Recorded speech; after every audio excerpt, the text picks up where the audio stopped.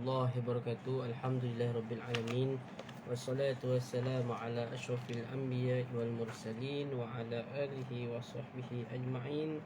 Allahumma la ilma lana illa ma 'allamtana fa'alimna ma yanfa'una wanfa'na bima 'allamtana warzuqna 'ilman wa 'amalan mutaqabbala. Waradallahu ma'anna walidina wa masyayikhina wa mu'allimina wa an awliya'i ajma'in. Amma ba'd. Alhamdulillah, bersyukur kepada Allah SWT. Kita meneruskan pengajian falsafah ilmu kalam. Okey, jadi malam ni insya-Allah kita akan melihat pada muka surat yang ke-88. Muka surat 88.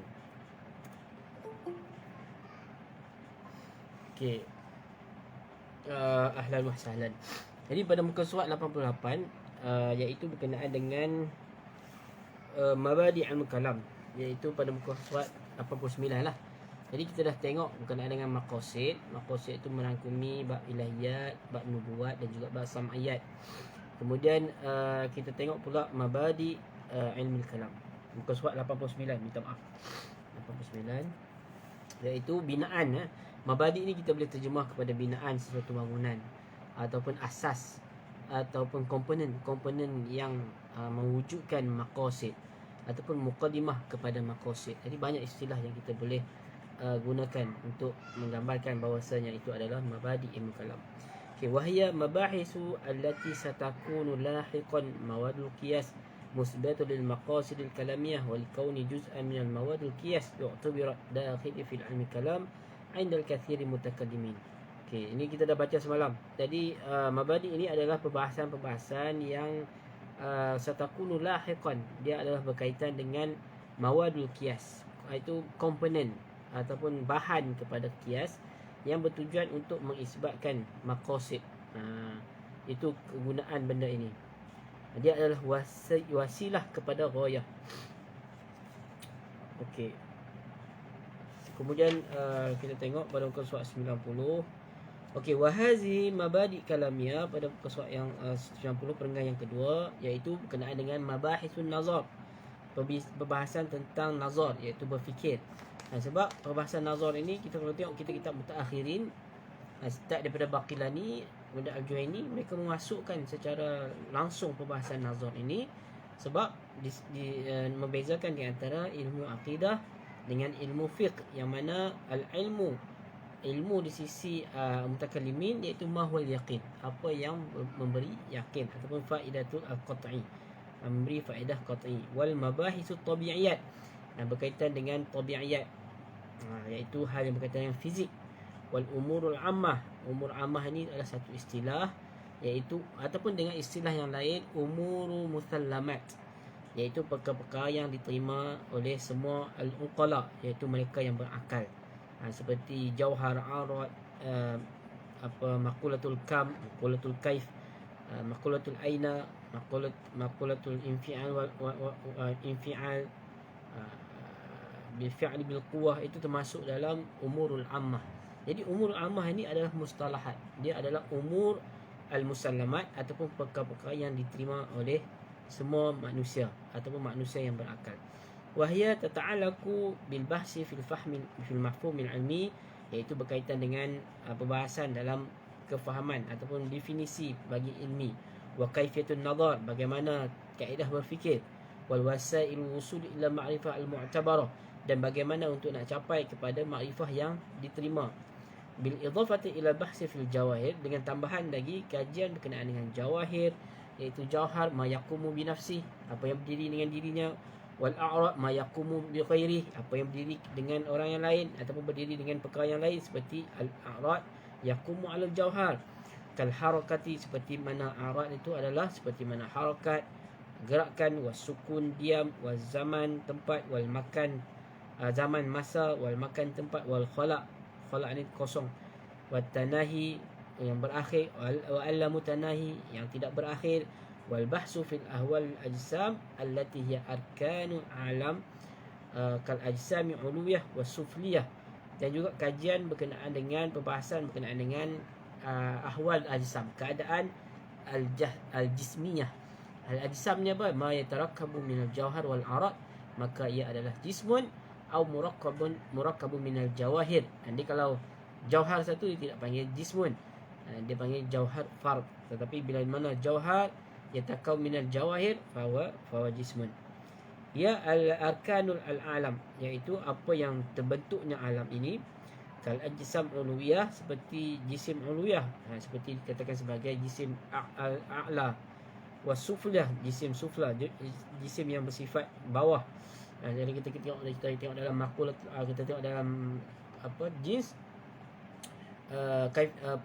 kulitul khams, kita akan tengok jinsul a'la dan jinsul adna. Okey, wal mafhum wujud wal mahiyah, dan kefahaman ataupun definisi wujud dan juga mahiyat. Mahiyah ni adalah ma huwa bihi syai', iaitu ataupun dalam istilah yang lain ialah ma huwa ataupun huwa ataupun mahiyatu syai', wal maj'ulati min adamihi, dan keadaannya daripada ketiadaan. Maksud dijadikan benda tersebut daripada ketiadaannya. Okey. Wa qala Satkhilizadah innal mabadi kalamiyah. Okey, mabadi kalamiyah ini termasuknya adalah menurut Sajaqli Az-Zadah, mabahisun nazar, mabahisul umur ammah min al-jawahir wal a'rad wal idrakat wal anasir wal aflaq. وقد نص علامة شمسودين السمرقندي أيضا على أن المبادئ لعلم الكلام هي أمور الشاملة والأعراض والجواهر. Okay, lebih kuranglah maksudnya. Wazada Tahanawi, maka Allah Tawari menambahkan lagi, wa mawdu'uhu ya ma'lum min haisu annahu yata'allaku bi isbatul aqaidiyah ta'alluqan qariban aw ba'idan. Walizalika muqassad satu li'anna masail hadza ilmi لأن مسائل هذا علم إما عقائد دينية كإثبات القدام ووحدة الصانع وإما قضايا تتوقف على ذلك العقائد. Okey, yang maksud saya jelaskan bahawasanya topik-topik yang di dalam mabadi ilmu kalam itu adalah yang berkaitan dengan al-ma'lum min haisu yata'allaqu, yang berkaitan dengan untuk kita mengisbatkan pegangan-pegangan agama, sama ada keterkaitan tersebut adalah secara qarib, dekat ataupun jauh. Walizalika li'anna al-masail hadza ilmu imma aqaidiyah, seperti mana isbat qidam, kita nak isbat wahdah lis-sani', dan ada pun qadaya tataqafu ala tilkal aqaid, manakala isu-isu ataupun perkara-perkara yang berkaitan dengan untuk kita nak faham tentang isbatus sani'. Macam mana kita nak isbatus sani' menggunakan alam. Jadi ataupun kita menggunakan jismun ataupun jauhar, arad dan sebagainya, itu merupakan benda yang berkaitan dengan perkara yang untuk kita nak mengisbatkan aqaid. Okey, jadi itu mabadi. Mabadi ni seperti mana kita nak membina bangunan, kita ada batu bata. Maka mabadi itu adalah batu bata tersebut, maqasid itu adalah bangunan ataupun rumah yang kita nak bina tersebut. Jadi perkara ini pengetahuan kita ma'rifatullah yatawaqqafu ala ma'rifati umur al-ammah ataupun mabadi ilmu kalam.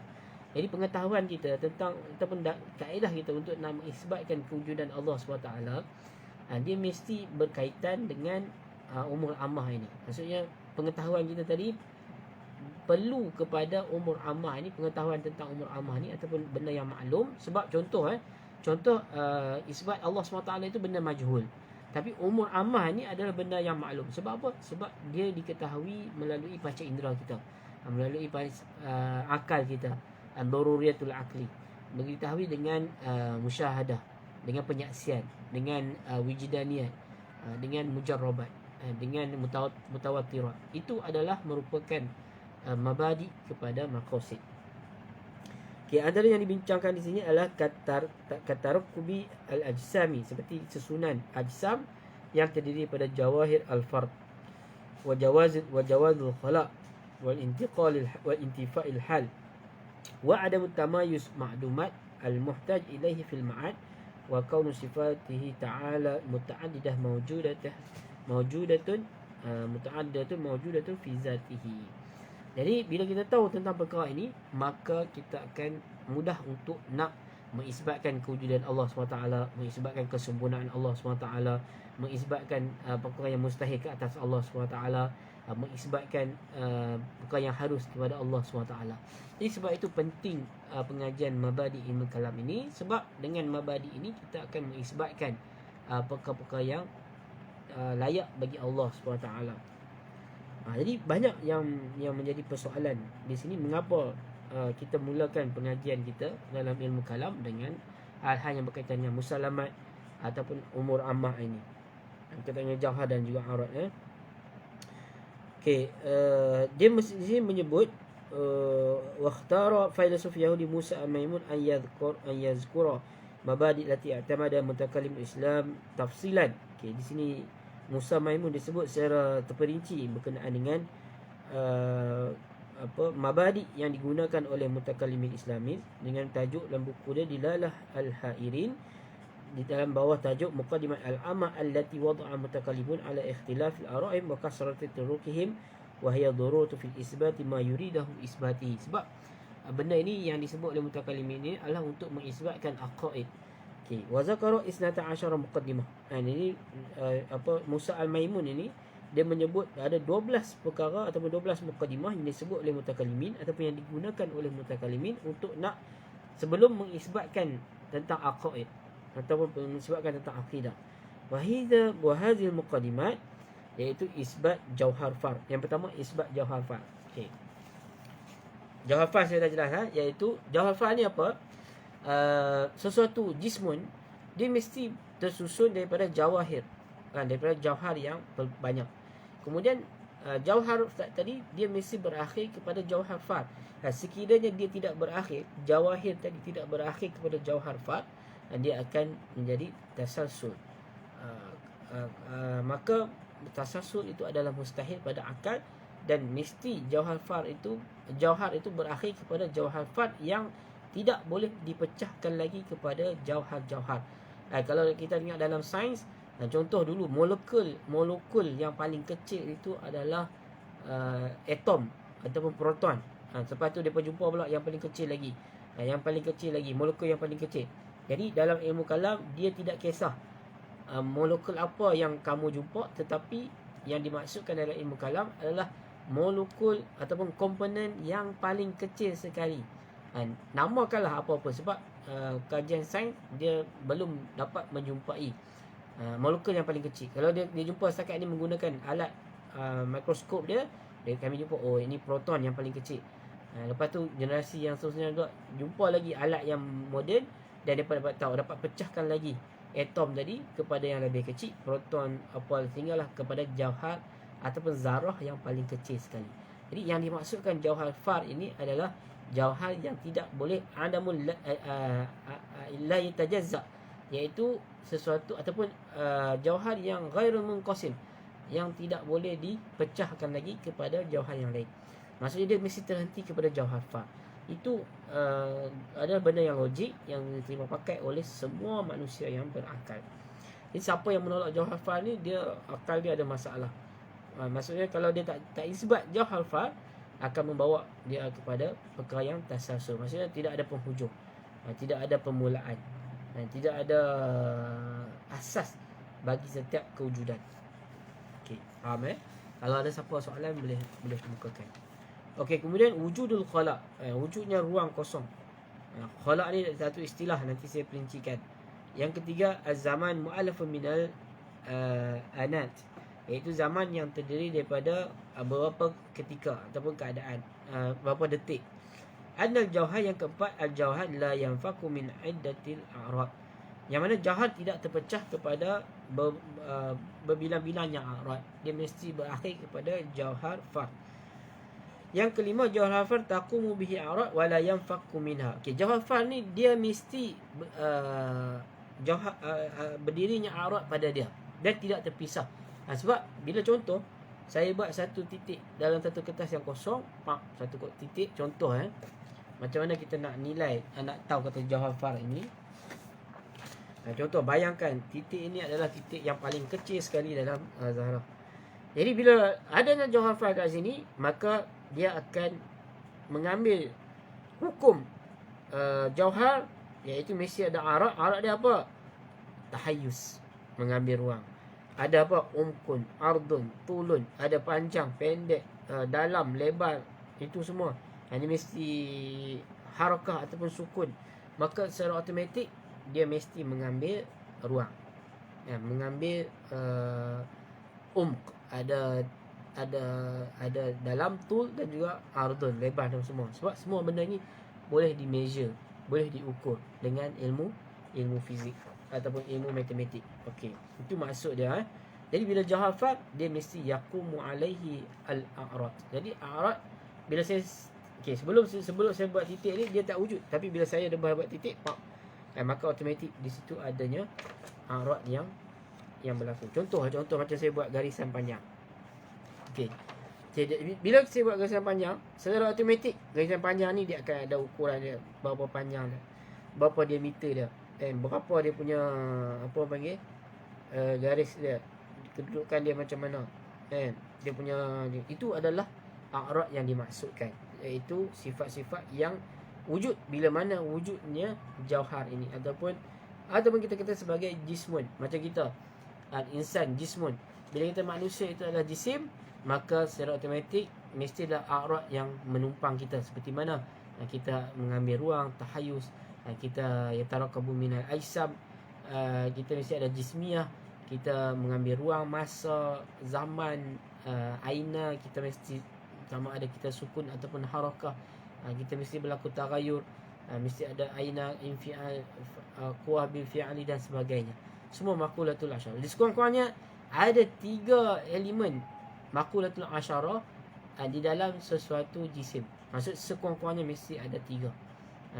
Sama ada dia terikat dengan ruang, terikat dengan zaman, dengan 10 tadi, ataupun paling minimum 3 jauhar fard, 3 makulat asyarah yang disebut oleh mutakallimin. Okey, nanti kita akan perincikan lagi. Ini untuk apa panggil, benda-benda yang melibatkan mukadimah sahaja. Nak sebut saja apa itu mabadi. Okey, kemudian arad la yabqa zamanain. Ini konun akliah yang terpakai kepada, iaitu apa konun dia?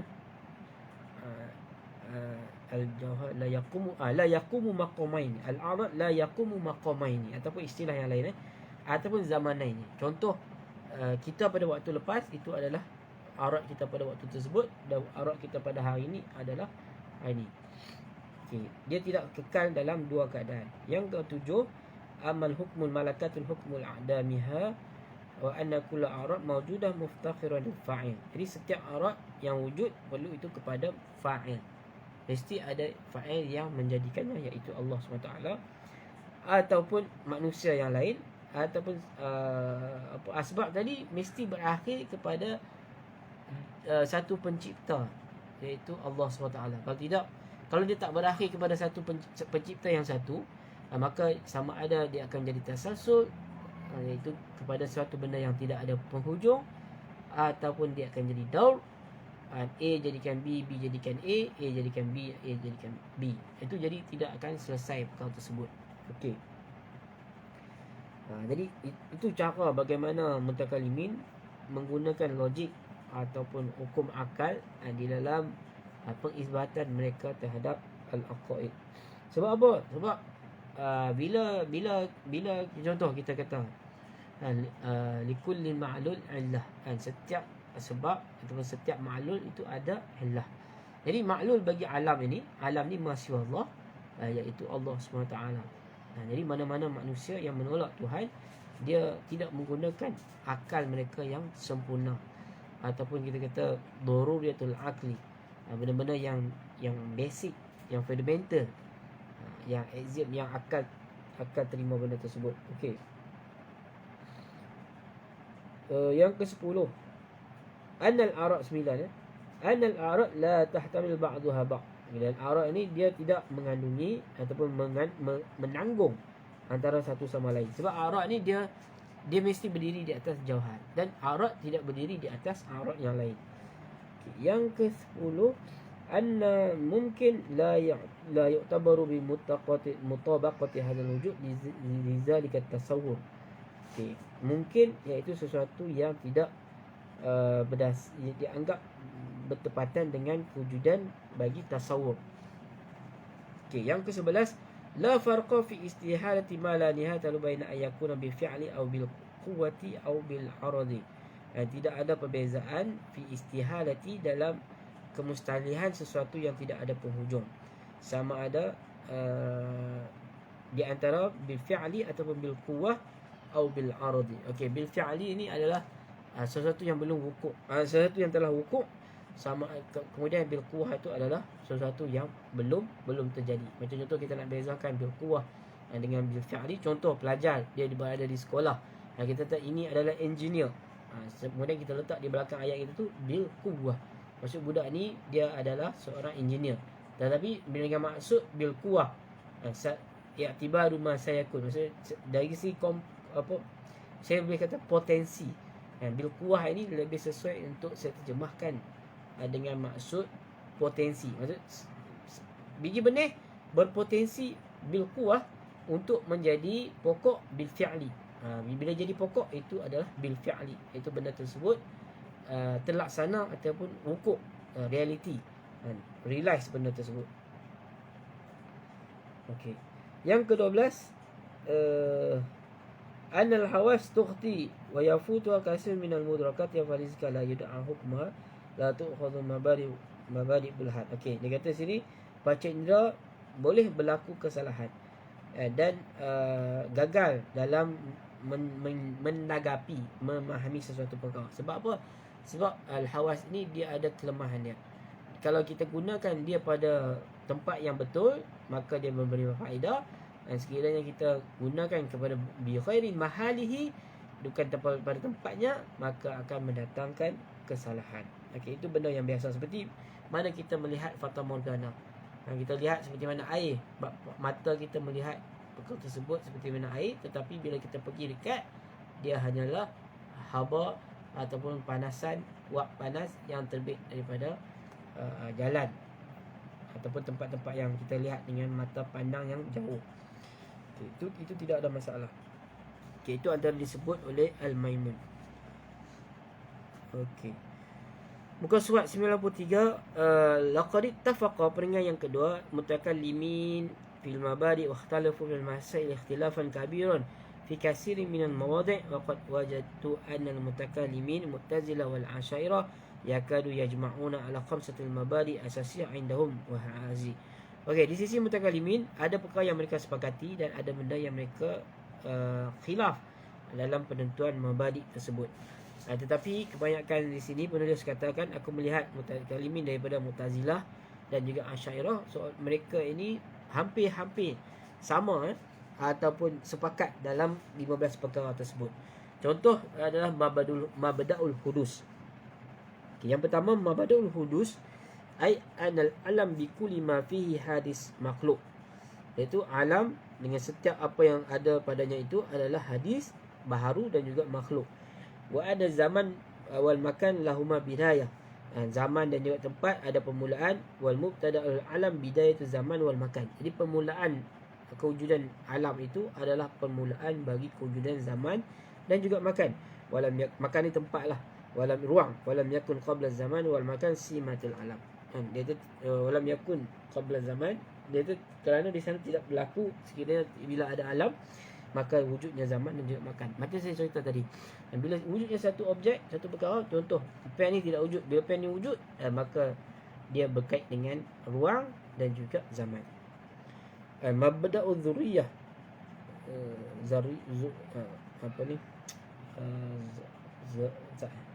baca dia zuriyah, iaitu bahwasanya innal ajsam qabilah litajzi'ah, bahawa jisim itu boleh dipisah-pisahkan dengan juzuk-juzuknya, hatta tusira ila juz'i la yatajazza ghairul qabil lil inqisamil waqi'. Ini yang dinamakan sebagai al-mazhab mazhab az-zariyah, iaitu mazhab atomis. Kalau dalam bahasa Inggeris disebut atomis. Okey, zuriyah, iaitu bahawasanya jisim dia boleh dipisah-pisahkan, boleh dijuzukkan sehinggalah ke bahagian juzuk yang paling tidak boleh dipisahkan, iaitu yang dinamakan sebagai jauhar fard. Okey, ini antara perkara yang disepakati oleh mutakallimin. Mabda'ul khul mutajaddid, iaitu prinsip bahawasanya ciptaan ini boleh diperbaharui. Al-a'rad la tabqa zamanain, iaitu a'rad tidak kekal dua zaman. Macam contoh a'rad kita pada kemarin tidak sama dengan a'rad kita pada hari ini. Dan kita juga tidak boleh untuk nak mengambil a'rad yang kemarin tersebut. Wa innamat tatadaddada fi kulli bi'anin bi khalqillahi lahu. Dan kita tengok di situ setiap bahawasanya benda ini akan diperbaharui setiap ketika dengan kejadian ataupun ciptaan daripada Allah SWT. Sebab itu contoh, macam contoh bila saintis buat kajian, darah yang dalam badan kita ini sentiasa ada darah yang baru. Maksudnya apa bagi sel-sel yang baru yang dihasilkan oleh tubuh badan manusia. Kemudian mabda'ul imkan wal tajwiz, iaitu prinsip tentang mungkin ataupun benda yang harus. Wahai nafi tabai', iaitu menafikan bahawasanya sesuatu perkara itu berlaku secara semula jadi. Wal irtibatu dururi bainal asbab wal musabab, iaitu hubungan yang wajib, hubungan yang harus, apa yang paling asas di antara asbab dengan musabab, sebab dengan pembawa sebab ataupun penyebab. Fajami'u zawahir kauniyah hiya min qabil mumkinan aqlah. Jadi apa yang berlaku, fenomena alam ini semuanya adalah daripada termasuk dalam perkara yang diterima oleh akal sebagai perkara yang harus berlaku ataupun mungkin berlaku. Kemudian prinsip yang terusnya, dia kita ada khamsah, bukan 15. Khamsah saja 5, okey. Yang terakhir adalah mabda' nisbah zaman wal makan wa tadakhuluhuma, iaitu prinsip nisbah zaman dan makan. Inna zaman wal makan nisbiyani bimakna qabla wa bu'di fi zaman, bimakna qabla wal ba'da fi zamani wal fawqi wa tahta fi makan. Okey, dia kata zaman dan makan ni adalah satu benda yang nisbi. Maksudnya sebelum dan selepas. Macam contoh kita hari ni, kalau kita tengok masa depan itu adalah akan datang. Tapi bagaimana pula orang yang contoh tahun 2050, mereka pula akan melihat kita ini sebagai masa lepas, madhi ataupun sebelum. Dan mereka akan melihat yang di hadapan mereka itu adalah ba'da. Itu yang dimaksudkan. Wal fawq, dan makan pula, tempat pula dia ada fawq dan juga atas dan juga bawah, itu juga ada nisbi. Okey. Tu'khazu al-aqaid min maqasid. Okey, kemudian diambil aqaid itu daripada maqasid. Okey. Okey, setakat tu ada soalan untuk malam ni. Dah habis juga. Banyak lagi. Okey, saya ingat untuk malam ni kita berhenti setakat mabda' yang kelima ni. Kemudian insya-Allah mabadik kalam jadi ni saya tak bacalah. Jadi pada malam akan datang dan kita akan terus baca bab manahij al-istidlal yang merupakan perkara yang sangat penting dalam buku ni untuk dibincangkan. Okey, ada soalan setakat tu? Jadi kita sambung lagi insya-Allah, jangan risau. Jadi kalau tak ada soalan setakat itu dulu. Wallahu taala alam. Jadi assalamualaikum warahmatullahi wabarakatuh. Jadi selamat beribadah, memburu Lailatul Qadar. Wallahu taala alam.